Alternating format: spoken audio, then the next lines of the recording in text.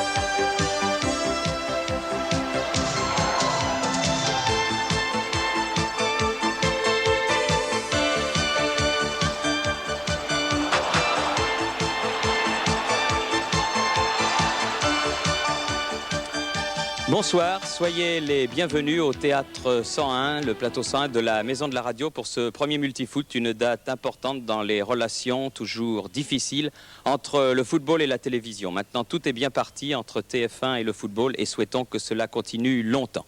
4 matchs vont vous être proposés en direct dans un court instant. Vous avez à côté de moi sur ce panneau les résultats de ces rencontres de la 10e journée. Après très exactement 65 minutes de jeu, vous voyez que Bordeaux mène devant Tours par 2-1. But signé Lacombe et Muller pour Bordeaux et Da Fonseca pour Tours. Nantes mène 2-0 devant le Racing Club de Lens, 2 buts de Halilhodžić. Paris Saint-Germain-Auxerre, rien de marqué. Monaco-Laval, idem. Nancy menait à la mi-temps 3-0 devant le Racing. But de Pelletier contre son camp, Zawi et Picot. Bastia mène 1-0 devant Marseille, but de Thierry Meyer. Brest-Metz, pas de but. Toulouse mène actuellement devant Strasbourg 2-1. À la mi-temps 1-1. Stopira pour Toulouse et Pécou ayant marqué. Stopira, le buteur français numéro 1 du moment. Deuxième but de Toulouse marqué par le jeune Sassus. Toulon mène devant Sochaux 1-0, but de Benedet. A signaler que Tlemceni, qui effectuait sa rentrée, a été expulsé dans le match Toulon-Sochaux. Et enfin Lille-Rouen 0-0. Julien Clerc, bonjour. Bonsoir. Merci, bonsoir, plus exactement, vous avez raison. Merci d'être des nôtres. Je sais que vous êtes un passionné de football. Oui, je suis très heureux de pouvoir participer à cette première émission. Eh bien, nous sommes très heureux de vous accueillir. Je vous propose de nous rendre tout de suite donc sur les terrains. Et on va tout de suite rejoindre Philippe Huy, qui se trouve à Monaco, où Monaco est tenu en échec 0-0 par Laval. Philippe Huy. Oui, bien Thierry, après 22 minutes dans cette deuxième mi-temps, on ne peut pas dire qu'on assiste à un grand match. D'ailleurs, le score le reflète un petit peu, 0-0. Il faut dire que les deux équipes ont des excuses. C'est un petit peu un match qui opposerait l'hôpital contre les Invalides, car vous le savez, il y a beaucoup d'absents de chaque côté. 6 exactement à Monaco, 4 à Laval. Et tout ça, ça se ressent sur la qualité du jeu. Il y a une action de bravo et peut-être un but, non, heureusement pour Laval, c'est Terrard qui n'est qu'en corner, car il y avait Carlos Lopez qui était là, prêt à récupérer ce ballon.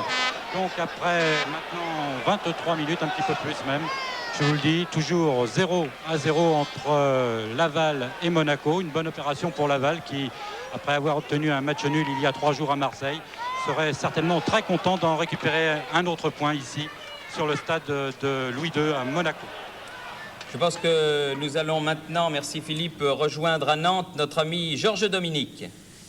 Georges Dominique. Eh bien, 25 minutes, Thierry, 25 minutes de jeu ici en cette deuxième mi-temps. Et vous l'avez dit tout à l'heure, les Nantais qui jouent donc en maillot jaune et en culotte verte, c'est-à-dire les Canaries, mènent 2-0 depuis la deuxième minute. Un premier but marqué par Halilhodžić, vous l'avez dit. Et puis l'autre but des Canaries a toujours été marqué par le grand et solide avant-centre yougoslave de Nantes à la 22e minute. Un match qui se passe dans une ambiance assez feutrée, malgré un public assez nombreux. Il ferait très doux sur la région nantaise. Ambiance feutrée, car peut-être les Nantais ont-ils pris les devants un peu trop tôt. Deuxième minute 1-0, 22e minute le deuxième but. Et les Lensois, pour l'instant, ne paraissent pas en mesure de pouvoir réduire le score, bien qu'en plusieurs circonstances, il y a quelques instants, les Lensois, comme ici Zaremba, qui donne le ballon à Gillot, se soit montré extrêmement menaçant pour une équipe nantaise, et c'est un peu normal, qui attend venir sa rivale. La rivale qui attaque maintenant par Catalano. On a sur le dos un Nantais, et puis c'est finalement toujours Catalano qui a le ballon, qui donne pour Ramos. Il y a deux Ramos, mais le Nantais n'est pas là. Le numéro 7 ici, c'est le Ramos lensois, c'est un Vénézuélien. Il tente sa chance de loin, c'est Pascal Zaremba.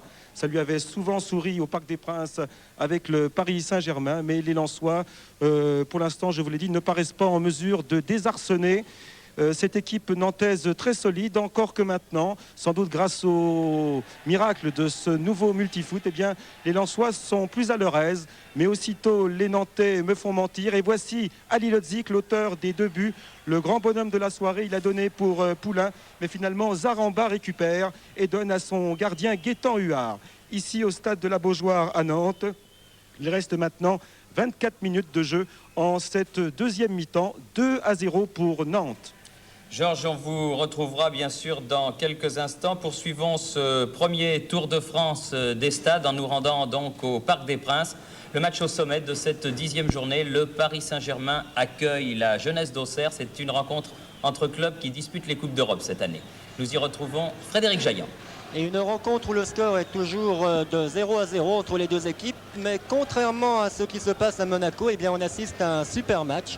C'est-à-dire à une rencontre où les occasions de but sont nombreuses et il est finalement paradoxal. Alors que le jeu est ici arrêté pour une blessure d'un joueur d'Auxerre, exactement de Fiard, qui se relève. Toutefois, ce n'est pas trop grave.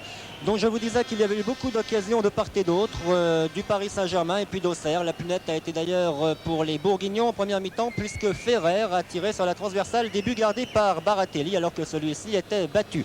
Côté parisien, beaucoup d'occasions également par Toko, par Niederbarer ou encore par Suzik. Excellent ce soir, mais à chaque fois il a manqué le petit rien qui fait la différence. En deuxième mi-temps, le jeu est pour l'instant assez équilibré. Le jeu qui repart en ce moment avec Battenel. Les Parisiens sont bien sûr en blanc et les Auxerrois en bleu. Un jeu donc assez équilibré alors qu'il reste environ 17 minutes de jeu et que le score, Thierry, est donc toujours de 0 partout. Dernier visiteur ce soir, Jean-Michel Larquet qui se trouve au stade municipal de Bordeaux pour la rencontre des deux extrêmes. Bordeaux, le leader, accueille Tours, le dernier. Oui, bonsoir Thierry, bonsoir Julien, et ce n'est pas si facile que ça ici au stade municipal de Bordeaux pour les Girondins, puisque si les Bordelais ont ouvert la marque très rapidement grâce à un but de Bernard Lacombe, c'était son 226e but en championnat. Eh bien, à la surprise générale, alors que les Tourangeaux étaient restés pratiquement pendant 45 minutes dans leur surface de réparation, sur la dernière action de la première période, un coup franc de Varadi tiré en force devant le but de Dominique Dropsy.